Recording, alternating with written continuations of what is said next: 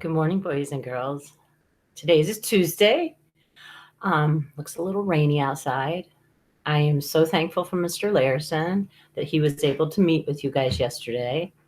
Mrs. Peterson might be blinking in and out today. Our router is not working. So that's what happens. And so we have somebody coming to look at it today. I miss you. I was able to keep busy though and check some things in. You guys are doing an awesome job. So today I'm going to read The Gigantic Giant Goof-up by Sarah Courtauld, Chapter 13, in which there is a prince. At long last, there was a moment of peace as Chewy put down her dolls for a moment to play with another birthday present. Eliza, Lavender whispered, I really should tell you something. What? Said Eliza.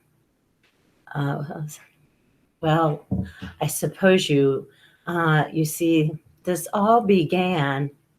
What all began? Lavender hesitated. She wasn't quite sure how to tell her sister about the Holy Snail and her magical wish, but she had a horrible, nagging feeling that she should. While Lavender tried to work out what to say, Chewy pulled out another present. A tiny little carriage, Chewy cried. As she put it down on the ground, the carriage door burst open and a man jumped out. Look at that, said Chewy. Another walking, talking doll. What do you want to tell me? Eliza asked her sister. My prince, breathed Lavender, gazing at the man who had just stepped out of the carriage. He was dressed in blue silk and wore black shoes with golden buckles. At his side was a golden sword. Around his neck was a large golden cuff. On his face was a small pair of golden spectacles, glasses. And on his head was a golden crown. Of all the princes in Lavender's imagination, none was quite so princely as the man she now saw before her, blinking and looking around with a slightly dazed expression on his face.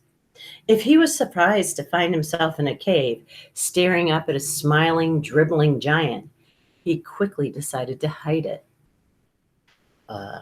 Good afternoon, he said to Chewy. A pleasure to meet you. You must be Mrs. Bumbletrout, the mayor of Little Wimbling. You are a funny little doll, said Chewy, smiling. I am Prince Ludwig von Flonderfling, he said with a bow. Allow me to present you with a small token of friendship, a portrait of my great-great-grandmother, Queen Wilhelmina. Another present, said Chewy. The prince held out the portrait, and she plucked it from his fingers and ate it. It's crunchy, she said, delighted. Well, yes, quite, said Prince Ludwig. The important thing about royal visits, he knew, was to smile and be polite, whatever happened. What a charming town you have here, Mrs. Bumbletrout. Perhaps a little darker than I imagined, but really very, well, characterful.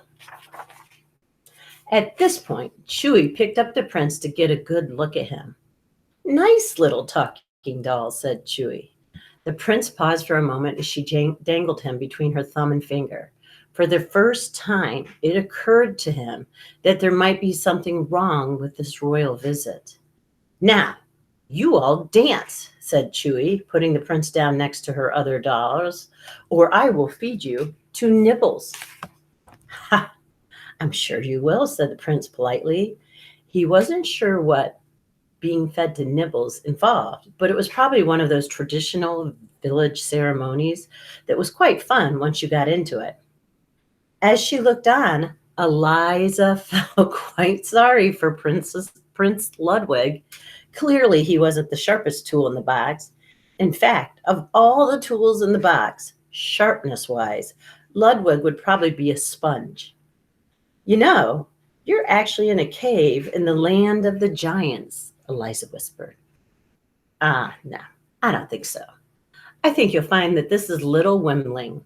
I'm actually on a very important royal visit, if you don't mind. No, you're in the land of the giants, Eliza explained. That's why the small child you're talking to is 15 feet high. That's where you're wrong, said Prince Ludwig. I would never go to the land of the giants. I really don't like the sound of them. Those enormous, horrid.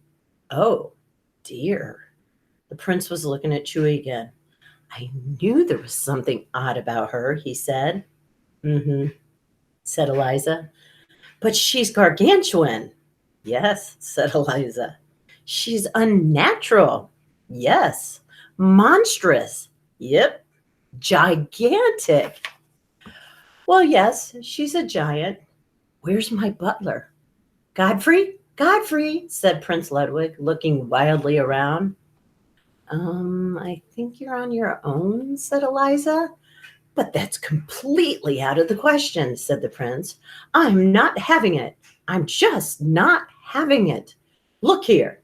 I am Prince Ludwig von Flonderfling, he shouted at Chewie. If you think for one moment that you can just keep me here, then I'll sing and I'll dance and I'll leap with joy at the beauty and the sheer wonder of being alive. As threatening speeches went, Prince Ludwig's was not the most effective because halfway through his speech, he looked up and he spotted Lavender. Lavender, who had been gazing at him ever since he stumbled out of the golden carriage. Lavender, who had been murmuring the words, my prince, over and over again since she'd first seen him. And as Prince Ludwig set eyes on her, he experienced 7 strange sensations all at once.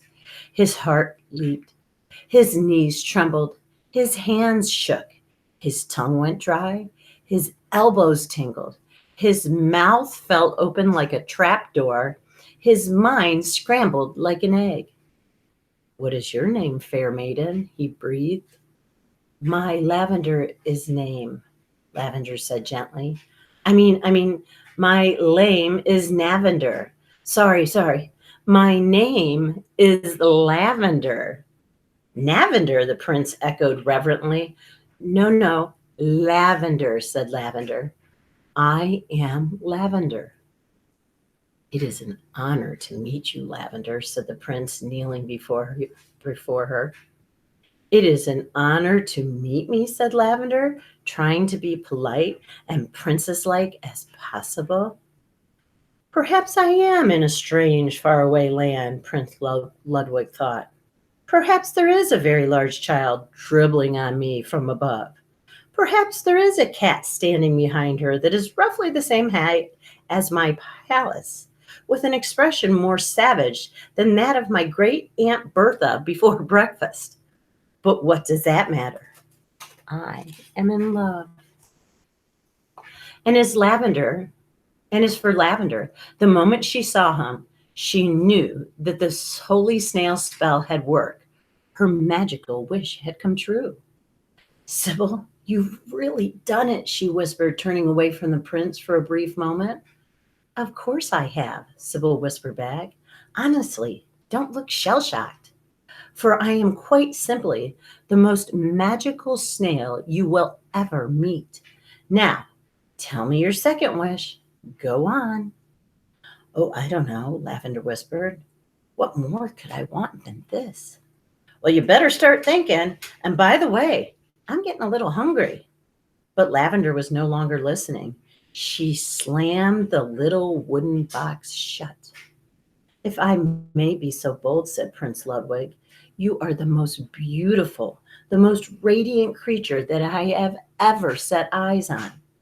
And you are the most handsome and the only prince that I have ever set eyes on, said Lavender. Let me guess, said Prince Ludwig. You come from a great city? I do, said Lavender. I come from afar. No, she comes from a farm, interrupted Eliza, in Squirb. Not to interrupt or anything, but maybe we could all, think of a plan to escape from the giants. The giants, said the prince blankly. Then he looked up and saw the huge dribbling child still staring down at him, fascinated. Standing behind her was an even larger, hairier giant who looked like, and in fact was, her father. And curling around his legs was the demonic looking beast with mustard colored eyes named Nibbles. Those giants, said Eliza. Oh, yes, those giants, echoed Prince Ludwig calmly. Oh, I am sure they don't mean us any harm.